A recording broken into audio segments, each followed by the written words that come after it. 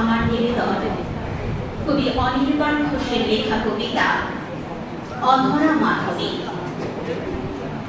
এ বসন্তে কোন মন্ত্রে যদি দুঃখের বুকে দুঃখের গ্লানি দ্বন্দ্ব মুছে ছন্দের ঢেউ তুলত, তবে শিমুলে পলাশে রমণে অশোকে রং যত আছে কল্পনা লোকে, সবটুকু নিয়ে সকলের চোখে ভালোবাসা হয়ে উঠত।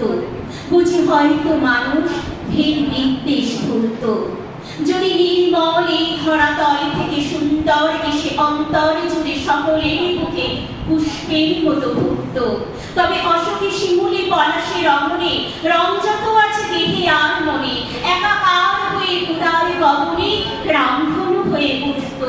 আহা গুনগুন গিয়ে গুঞ্জনে গলি ছুটত।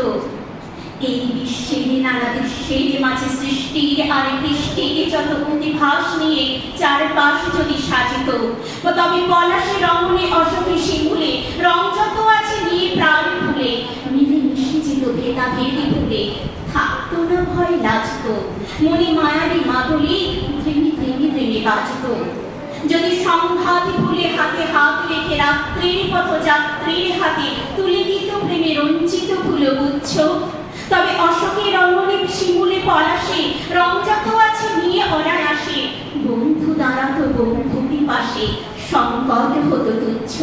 যদি ভুলে যাওয়া যেত কারা নিজ কারা উচ্চ, আহা ভাবনাই মেরি পাখনা যদি আজ ঠিক নিশি অন্তে এই ভাবনাই হতো সত্যি।